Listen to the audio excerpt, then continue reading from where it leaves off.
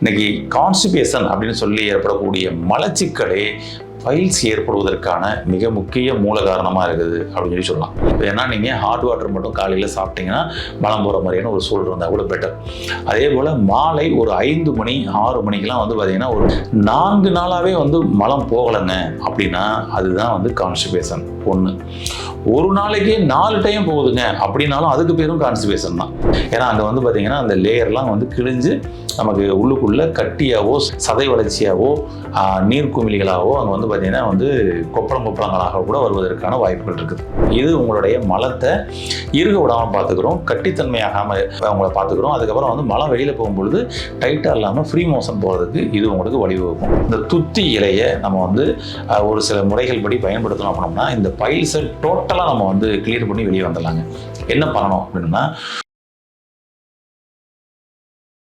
Health கவே நேயர்களுக்கு வணக்கம்.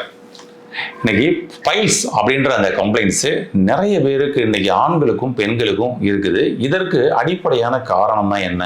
இந்த பைல்ஸை எளிமையாக வீட்டிலிருந்து ஏதாவது ஹோம் ரெமடி மூலமாக நம்ம ரெக்கவர் பண்ண முடியுமா அப்படின்னா நிச்சயமாக அதற்கு சாத்தியம் இருக்குதுங்க. இதற்கான அடிப்படை காரணங்களை முதல்ல தெரிஞ்சுக்குவோம். லாஸ்ட்டாக நம்ம அதற்கான சொல்யூஷனையும் நம்ம தெரிஞ்சுக்கலாம். ஈஸியாக நம்ம ரெக்கவர் ஆகலாம். ஃபஸ்ட்டு விஷயம் பார்த்தீங்கன்னா, இன்னைக்கு கான்ஸ்டிபேஷன் அப்படின்னு சொல்லி ஏற்படக்கூடிய மலச்சிக்கலே பைல்ஸ் ஏற்படுவதற்கான மிக முக்கிய மூல காரணமாக இருக்குது அப்படின்னு சொல்லலாம். பைல்ஸ் அப்படின்றது நம்மளுடைய பெருங்குடலில் லாஸ்ட் எண்டில் இருக்கக்கூடிய ஆனஸ் ஏரியா கிட்ட நமக்கு உள்ளுக்குள்ள மலம் கட்டியாகி அதை வெளியேற்ற முடியாமல் அது தோலை கிழிச்சுக்கிட்டு வெளியே வரக்கூடிய ஒரு சூழல் ஏற்படுது பார்த்தீங்களா? அப்போ உள்ளிருந்து கிழிச்சுக்கிட்டு அந்த லேயர் நமக்கு வெளியில் தொங்குறதும் பிளட்டு அது மூலமாக பிளட்டு வர்றதும் விஷயங்கள்லாம் அவருக்கு நடக்க ஆரம்பிக்குது. இதில் ஒவ்வொருத்துக்கும் பார்த்தீங்கன்னா உள் மூலம், வெளி மூலம், ரத்த மூலம் அப்படின்லாம் சொல்லுவாங்க இதை. அதனால் நமக்கு எந்த கட்டத்தில் இருந்தாலும் அந்த கட்டத்திலிருந்து நீங்கள் திரும்ப ரெக்கவர் ஆக வாய்ப்பு இருக்குது.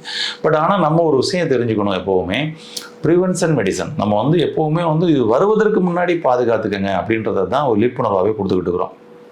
நம்முடைய ஒவ்வொரு பதிவுலையுமே மலச்சிக்கல் என்பது பல சிக்கலை உண்டு பண்ணும். எல்லா நோய்களுக்கும் அடிப்படையான காரணமாகவே கூட பார்த்தீங்கன்னா அந்த மலச்சிக்கல் தான் இருக்குது அப்படின்றோம். கரெக்டாக அந்த மலக்கூடலோட வாயிலேயே நமக்கு பிரச்சனை வந்துச்சுன்னா அப்புறம் மலச்சிக்கல்ன்றது மிக முக்கியமான காரணமாக இருக்கும் இல்லையா? அதான் ஒரு விஷயம். அதனால் உங்களுக்கு பைல்ஸ் இல்லை அப்படின்னா நீங்கள் பைல்ஸ் வந்ததுக்கப்புறம் நான் என்ன சொல்யூஷன் சொல்லி தேடுறதை விட்டுட்டு வராமல் அதுக்கு முன்னாடியே பாதுகாத்துறதுல இப்போயே கிளம்புறேங்க. அதுக்கு என்னங்க பண்ணணும்னா, ஃபஸ்ட்டு விஷயம் கான்ஸ்டிபேஷன் உங்களுக்கு இருக்குதான்னு செக் பண்ணுங்கள். கான்ஸ்டிபேஷன் இருந்துச்சுன்னா அதை முதல்ல சரி பண்ணிக்கங்க. கான்ஸ்டிபேஷன் அப்படின்னா அது எப்படிங்க இருக்கும் அப்படின்றது நிறைய பேருக்கு கேள்வியாக இருக்குது. ஏன்னா ஒரு நாள் ஒரு நேரம் மலம் போகலன்னா கூட அது கான்ஸ்டிபேஷன் நினச்சிக்கிறாங்க. ஆனால் அது அப்படி கிடையாதுங்க. பொதுவாக ஒரு நாளைக்கு நமக்கு 2 முறை மலம் போகணும். காலை ஒரு முறை, மாலை ஒரு முறைன்னு. அதுவும் பார்த்தீங்கன்னா எந்தவித ஒரு பெரிய முயற்சியும் இல்லாமல் ஈஸியாக மலம் போகிற மாதிரியான ஒரு சூழல் இருக்கணும்.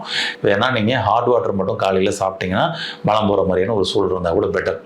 அதே போல் மாலை ஒரு 5 மணி 6 மணிக்கெலாம் பார்த்தீங்கன்னா ஒரு முறை மலம் போகணும். இப்படி ஒரு வேலை பார்த்தீங்கன்னா முன்னாடி நம்மளுடைய முன்னோர்கள் எல்லாருக்கும் இப்படி ஒரு விஷயம் நடந்துகிட்டே இருந்துச்சு. ஆனால் இன்னைக்கு எல்லாம் மாறிடுச்சு. தொழில் மாறிடுச்சு, உறவுகளில் உள்ள பழக்க வழக்கங்கள் முதற்கொண்டு மாறிடுச்சு, உணவு முறையில் உள்ள பழக்க வழக்கங்கள் மாறிடுச்சு. இப்படி நிறைய விஷயங்கள் நம்ம சொல்லிட்டே போகலாம்.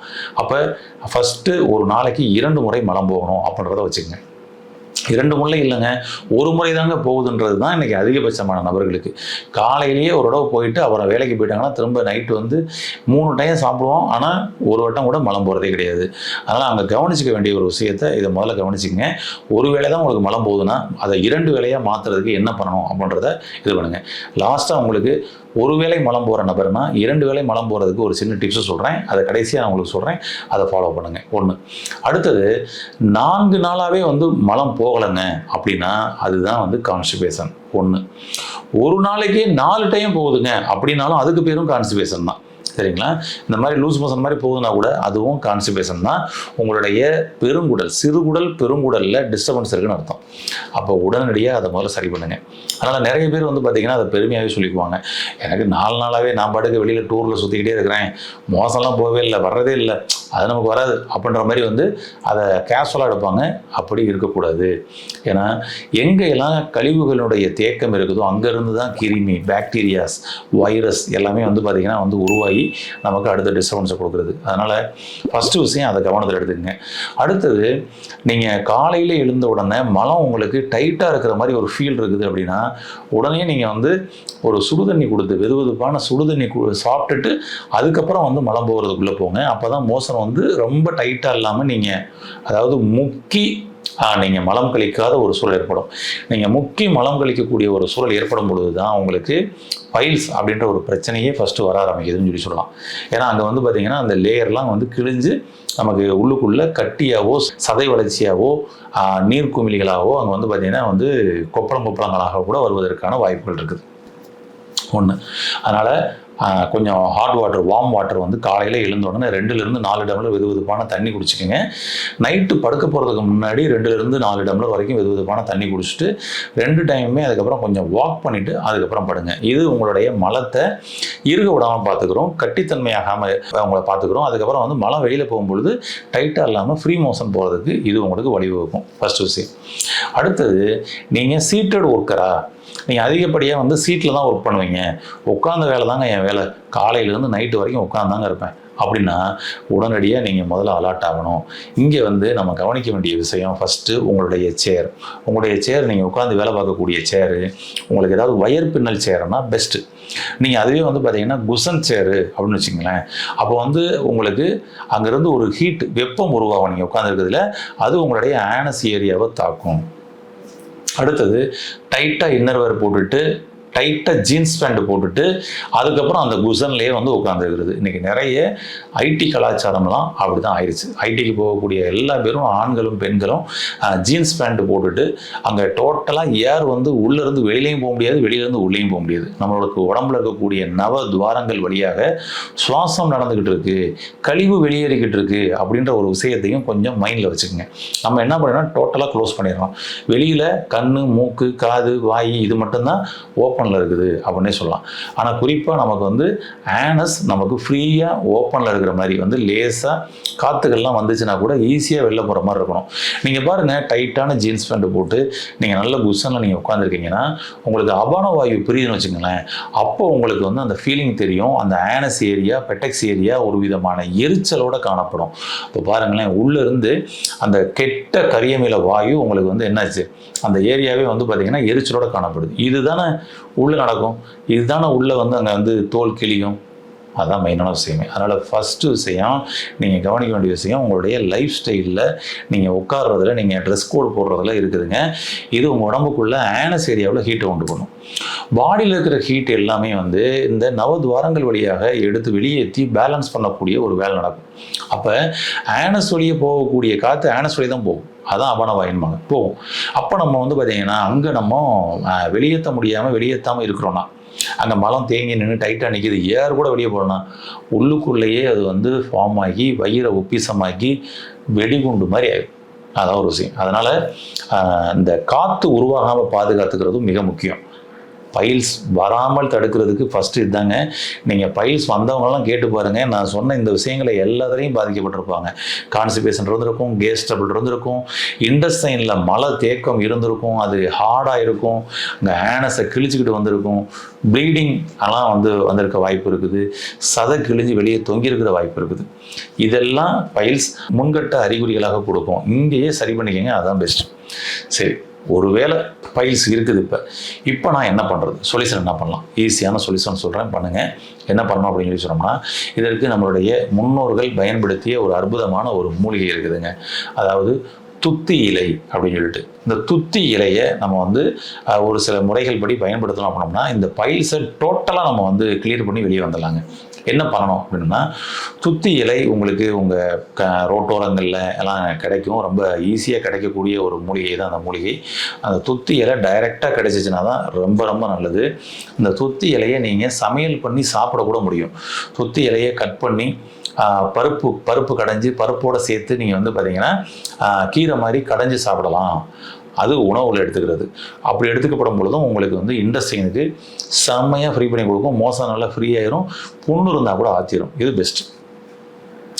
துத்தி இலையை பவுடர் ஃபார்மில் கிடைக்கும், பவுடர் ஃபார்மில் கூட நீங்கள் வந்து எடுத்துக்கலாம், தப்பே இல்லை. கேப்சூல் ஃபார்மில் கூட கிடைக்குது, எடுத்துக்கலாம். ஆனால் இது எல்லாம் வந்து வீரியம் கம்மியாக தான் இருக்கும், நீங்கள் டைரெக்டாக பயன்படுத்துகிற மாதிரி இருக்காது. அப்போ நேரடியாக பயன்படுத்துறதுல இன்னொரு ஈஸியான மெத்தட், இன்டேக் பண்ணாமல் பயன்படுத்தக்கூடிய ஒரு மெத்தட் இருக்குதுங்க. ஃபஸ்ட் கிளாஸாக ஒர்க் பண்ணோம், ட்ரை பண்ணி பாருங்கள். ஏன்னா துத்தி இலையை பவுடர் ஃபார்மில் சாப்பிடலாம், கீரையாக கடைஞ்சி சாப்பிடலாம், ஜூஸ் அடித்து சாப்பிடலாம், கேப்சூலை சாப்பிடலாம். இது எல்லாமே பைல்ஸை ரொம்ப அருமையாக குணப்படுத்தக்கூடிய ஒரு வழிமுறைகள் தான். ஆனால் இதை விட இன்னொரு ஈஸியான ஒரு டோசேஜ் இருக்குது. அதாவதுன்னா நீங்கள் சாப்பிடாம எக்ஸ்டர்னலாக பயன்படுத்தி சரி பண்ணக்கூடிய ஒரு விஷயம். சதை தொங்குதுங்க, அங்கே வந்து ஆனஸில் வந்து பார்த்திங்கன்னா வந்து அந்த புண்ணு இருக்குது, எரிச்சல் இருக்குது, கட்டியாக இருக்குது அப்படின்னா அது எல்லாத்துக்கும் அந்த கட்டியை உடைச்சி கிளியர் பண்ணுறதுக்கு அற்புதமான ஒரு வழி. துத்தி இலையை டைரெக்டாக எடுத்து அதை விளக்கெண்ணெயில் வதக்கணுங்க. நல்லா விளக்கெண்ணெயை ஊற்றி அப்படியே வதக்குங்க.